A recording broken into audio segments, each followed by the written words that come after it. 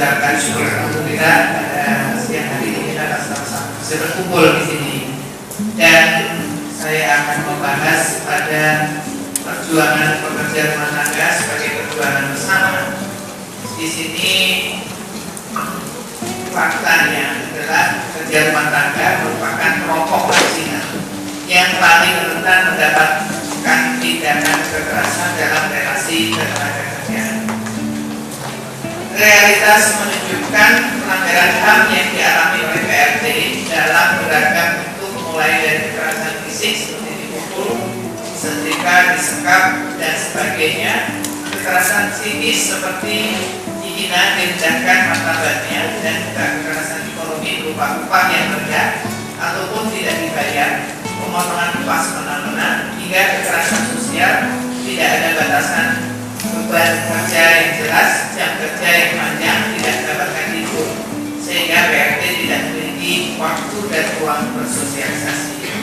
Dari berbagai bentuk kekerasan ini disebabkan oleh beberapa faktor, diantaranya pekerja rumah tangga belum diakui keberadaan sebagai pekerja oleh negara, dalam arti masih dikategorikan sebagai jenis pekerjaan informal, sehingga tidak ada jaminan perlindungan hukum.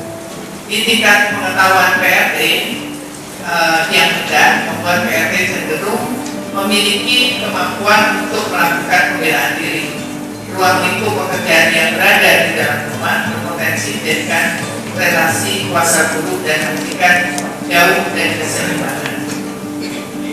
Yang tentu kita harapkan pada kesempatan ini adalah apa yang sudah kita perjuangkan bersama. Ternyata negara masih mengadakan pembiaran sampai dengan undang-undangnya pun sampai hari ini belum bisa diselesaikan oleh anggota legislatif atau DPR dan pemerintah, sehingga kekerasan-kekerasan yang terjadi yang selalu kita hadapi dan selalu kita perjuangkan, kita berteriak di daerah, tetapi di tingkat pusat negara dan pemerintah ini tidak ada melakukan solusi yang cepat, karena situasi-situasi yang terjadi pada saat sekarang, kita pada akhir-akhir ini pun masih melihat adanya kekerasan terhadap tenaga kerja kita, khususnya dari Malaysia dan Arab Saudi.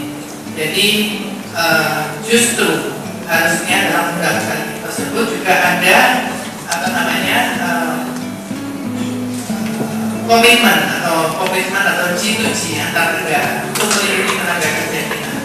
Kita yakin pada kesempatan ini tentu tenaga kerja kita bukan hanya kita bisa melindungi tenaga kerja kita yang ada di dalam, tapi justru yang di luar pun dengan didorongnya dan juga pembiaran dari pemerintah, kita sangat merasakan bahwa kita hanya tinggal melihat dampaknya, dan kita akan melakukan teriakan-teriakan yang keras di berbagai daerah. Capaian hari ini, setiap warga negara Indonesia berhak mendapatkan perlindungan apapun profesinya, karena tiap-tiap warga negara memiliki kebebasan dalam memilih pekerjaan. Dalam hal warga negara mengalami ketidakadilan dan berbagai pelanggaran hak, maka konstitusi dan beberapa ketentuan peraturan perundang-undangan lainnya menjamin bahwa mereka memiliki hak dan kedudukan yang setara untuk melakukan berbagai upaya hukum terkait dengan hal tersebut. Ketentuan hukum yang menjamin hak di atas adalah antara lain pasal 27 ayat 2 Undang-Undang Dasar 1945 yang berbunyi tiap-tiap warga negara berhak atas pekerjaan dan penghidupan yang layak bagi kemanusiaan. Demikian pula pasal 28D ayat 1 dan 2 Undang-Undang Dasar 1945 yang berbunyi 1. Setiap orang berhak atas pengakuan jaminan, perlindungan dan kepastian hukum yang adil serta perlakuan yang sama di hadapan hukum. Setiap orang berhak untuk bekerja serta mendapat imbalan dan perlakuan yang adil dan layak dalam hubungan kerja. Undang-Undang Nomor 7 Tahun 1984 tentang pengesahan konvensi mengenai penghapusan segala bentuk diskriminasi terhadap perempuan atau Convention on the of all form of discrimination against women. Jadi pasal 11 angka 1 menyatakan negara-negara peserta wajib membuat peraturan-peraturan yang tepat untuk menghapus diskriminasi terhadap perempuan di lapangan pekerjaan guna menjamin hak-hak yang sama atas dasar persamaan antara laki-laki dan perempuan. Di tingkat nasional ada Undang-Undang Nomor 23 Tahun 2004 tentang penghapusan kekerasan dalam rumah tangga atau Undang-Undang PKDRT yang meskipun tidak mengatur norma hubungan ketenagakerjaan antara PRT dengan majikan secara implisit, namun dapat digunakan PRT untuk memproses kasusnya jika mengalami kekerasan. Hal ini terkait ruang lingkup Undang-Undang PKDRT mengingat pada pasal 1 ayat 1 Undang-Undang Nomor 23 Tahun 2004 tentang penghapusan kekerasan dalam rumah tangga menyatakan bahwa setiap perbuatan terhadap seseorang, terutama perempuan, yang berakibat timbulnya kesengsaraan atau penderitaan secara fisik, seksual, psikologis, dan atau penelantaran rumah tangga, termasuk ancaman untuk melakukan perbuatan, pemaksaan, atau perampasan kemerdekaan secara melawan hukum dalam hidup rumah tangga.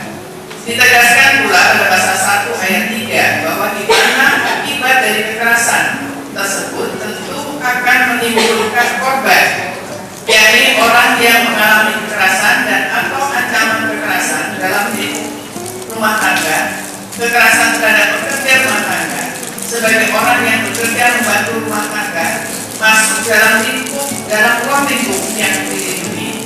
Di tingkat lokal kita sudah memiliki Pergub Nomor 30 Tahun 2010 dan Perwal tentang perlindungan PRT yang menempatkan PRT sebagai pekerjaan yang memiliki kepastian hukum.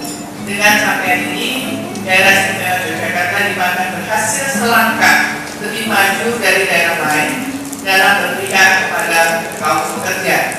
Tentu saya mengapresiasi bahwa kelompok-kelompok yang memperjuangkan PRT di daerah istimewa Yogyakarta ini sudah cukup berhasil dan juga sudah terus-menerus sebagaimana kita mendorong dari daerah istimewa Yogyakarta tingkat nasional. Ini sangat penting dan ini diakui di dalam setiap pertemuan-pertemuan kami yang tentu di dalam forum perempuan untuk Indonesia kami sering membicarakan masalah Pergub yang sudah dilakukan di daerah istimewa Yogyakarta. Salah satunya sebelah kanan saya ini yang cantik cerita yang ikut membuat undang-undang tersebut.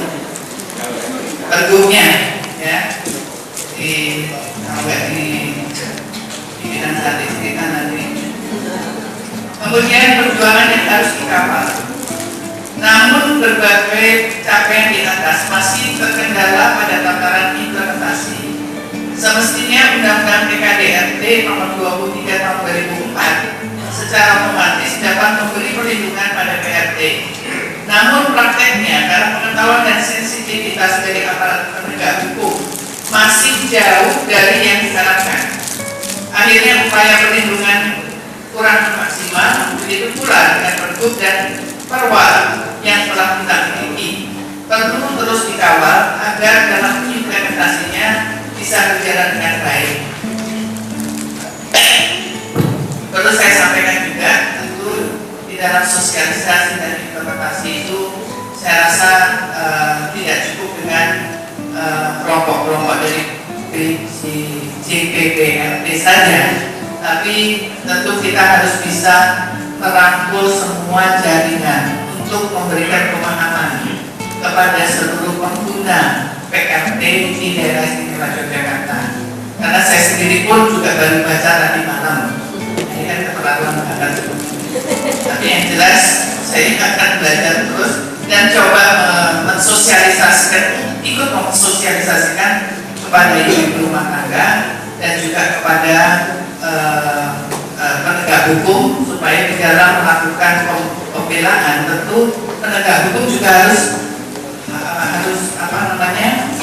menguasai pergubnya ini juga. Jadi jangan asal nanti kita di dalam pembelaan tidak sampai mengenai sasaran yang jelas. Tentu di kita semua akan terus mengawal agar dalam implementasinya bisa berjalan dengan baik. Satu, tiga adalah komitmen dari DPRD. Nah, di sebelah kiri saya juga inisiatif cerita ini, tentu DPRD itu juga harus tetap menyelesaikan masalah ini, di mana perlu terus didorong agar memiliki suara bulat untuk mendukung langkah positif dari kepala daerah dalam melindungi pekerja rumah tangga. Di atas semua itu tentulah menjadi penting bagi kita untuk juga memperjuangkan agar rancangan undang-undang perlindungan PRT dapat segera diselesaikan oleh DPR RI, mengingat RUU ini telah masuk dalam prolegnas. Sebenarnya masuk prolegnas itu sudah mulai tahun 2004-2009 serta 2009-2014. Berarti sama dengan posisi saya selama saya bertugas menjadi anggota legislatif di DPD RI. Sebetulnya ini sudah kita masukkan mulai di 2008 atau 2006 kalau nggak salah, awal saya di DPD RI. Tapi memang itu selalu ditinggal karena itu dianggap tidak penting bagi anggota DPR RI. Banyak undang-undang yang belum bisa diselesaikan, masih banyak yang menjadi prioritas masyarakat tetapi tidak menjadi prioritas lembaga DPR RI. Jadi saya kira ini menjadi PR saya kembali yang di mana prolegnas 2014 status rancangan undang-undangnya masih dalam tahap persiapan.